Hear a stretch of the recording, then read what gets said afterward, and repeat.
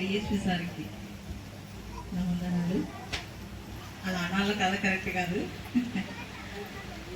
అందరికీ విశ్వాసంతో ఇక్కడ వచ్చి కూర్చున్నదానికి చాలా హ్యాపీగా అనిపించింది. మీరు ఎంత శ్రద్ధతో తీసుకొని ఇక్కడ కూర్చున్నందుకు నాకు చాలా బాగా అనిపిస్తుంది. మాట్లాడడం ఎక్కువ తెలుగు కొంచెం ఇది రాదు, కొంచెం తప్పు ఉంటే అడ్జస్ట్ చేసుకున్నాం. సార్ చాలా బాగా బోధించారు. అంటే నాకు ఇక్కడ అర్థమైంది ఏంటంటే క్రమశిక్షణ అనేది చాలా బాగా అర్థమవుతుంది. ఇందాక సార్ కూడా చెప్పారు, మనకి ఏదైనా దైవపరంగా ఏదైనా ఆలోచిస్తే అన్నీ జరుగుతాయి. అంటే చదువు కానీ పని కానీ ఏదైనా కానివ్వండి, బాగా చేసామని మనకు తెలుస్తుంది. దానికి తోడు ఏముండాలి?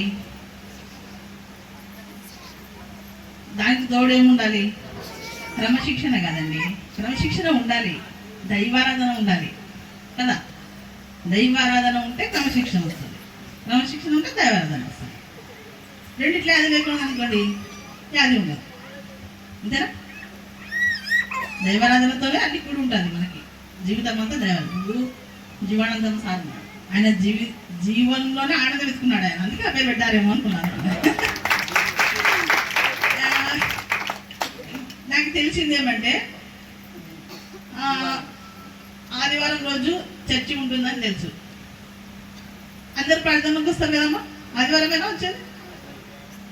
మిగతా రోజులు ప్రార్థన ఉంటుందా? రోజు వస్తారా? శుక్రవారం అంటే దేవుడు శుక్రవారం ఆదివారమే ఉన్నాడు, మిగతా రోజులు లేడు. ఉన్నాడా? ఏమో నాకైతే అన్న చెప్పాడు ఆయన. నేను ఆదివారము శుక్రవారమే ఉంటానమ్మా, మిగతా టైంలో ఉన్నాను. టీవీ ముందు ఉంటా అన్నాడు. టీవీ ముందు కూర్చుని అక్కడనే డిస్టర్బ్ చేయకూడదని నేను ఆదివారం శుక్రవారమే వస్తాను చర్చికి అని చెప్తున్నాడు నాతో. నిజమా అండి? అంటే నేను మాట్లాడేది కరెక్ట్ కాదు, కానీ క్రమశిక్షణ నిజంగా చూడండి. మనము దేవుడు రోజు ఉన్నాడడానికి సంకేతకేమో. రోజు ఉన్నాడు, మనతోనే ఉన్నాడు అనేదానికి ఎవరైనా చెప్పగలరా? మనతోనే రోజు ఉన్నాడు, మనతోనే ఉన్నాడు. ఎట్లా తెలుసు మీకు? ఆదివారం వస్తే తెలుస్తుందా? ఆదివారం వస్తే తెలుస్తుంది, ఇంకా లేదా శుక్రవారం వస్తే తెలుస్తుంది. రోజు ఉన్నాడని తెలియదు. ఎట్లా తెలుస్తుంది? నువ్వు పనికి పోతున్నావు కదా, నీతో పనికి వస్తున్నాడు ఆయన, ఇంటి దగ్గరికి మళ్ళీ వదిలిపెడుతున్నాడు కదా. మరి ఆయనకి మేము థ్యాంక్స్ చెప్పావు సాయంత్రం పూట? చెప్పారమ్మా ఎవరన్నా? చెప్పవాళ్ళు అక్కలు కొంతమంది ఉన్నారు. కొంతమంది అక్కలు జీవితం కూర్చోవడము, అన్నలు అయితే పోవడము బయటికి, దానికి అలవాటు పడ్డాము.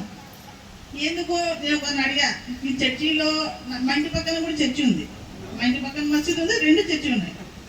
ఎందుకంటే ఈ పని చేసి మీరు దానికి వెళ్తారు అంటే, పని చేసి చేసి చేసి ఒళ్ళంతా నొప్పి వస్తుంది, దానికి పోతారు. ఆ మత్తుకు అలవాటు పడే బదులు ఈ మత్తుకు అలవాటు పడవచ్చు కదా అన్నా నేను. ప్రభువు నీతో ఉన్నాడని తెలుసు కదా, ఆయనకు చెప్పు నీకు ఏముందో. అది తాగుతున్నావు కదా, దాని బదులు ఒక స్వీట్ పెట్టు, ఒక పిపర్మెంట్ పెట్టు అక్కడ, అది తిను. దానికి అలవాటు పడు. ఈ మత్తుకు అలవాటు పడకుండా ఆ మత్తుకు అలవాటు పడితే ఇది నా జీవితము మళ్ళీ ఏమంటే ప్రభునే ఎదించేస్తారు. ఏం మాకు దేవుడు ఇట్లా పెట్టినాడు, ఏం చేద్దామండి మా కర్మ.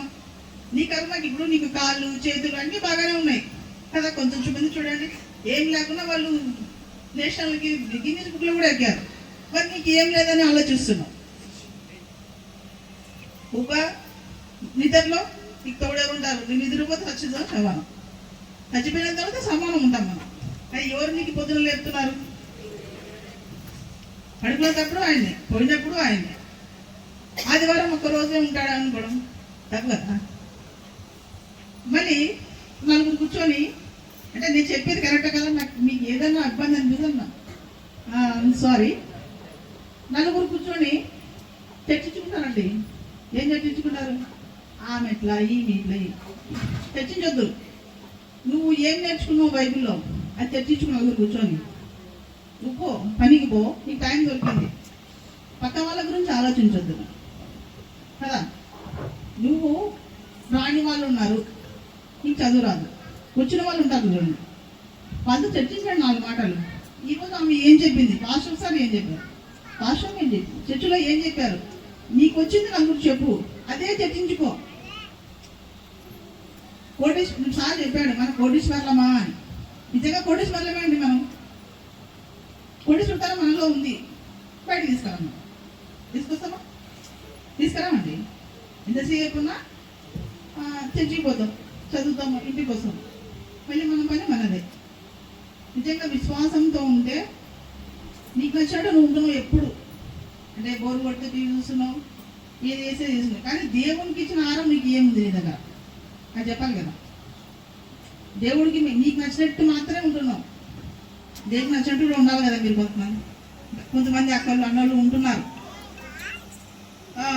ఒక ఆమె నా ముందు ఇది వరకు పోతుంది చర్చికి, బైబిల్ పెట్టుకొని పోతుంది. నేను బండి మీద పోతున్నా, బండి మీద పోతున్నప్పుడు ఆమె ఏదో బూదు వాక్యం మాట్లాడింది. నేను సడన్గా బ్రేక్ వేశాను. ఏమో మాట్లాడింది ఏదో అన్నానండి. ఏమైంది అంటే ఈ చేతిలో ఏముంది అని చెప్పాను. ఈ చేతిలో ఏముంది, బైబిల్ అయినా ఉండేది, మరి బైబిల్ పెట్టుకుని ఎట్లాంటివి నువ్వు కరెక్ట్ కాదని చెప్పాను. లేదంటే నేను కరెక్ట్, నేను వారమానం ఇచ్చేస్తాను, నువ్వు యావారం ఇచ్చేస్తే నేను ఏం మాట్లాడే పదాలేమి కదా.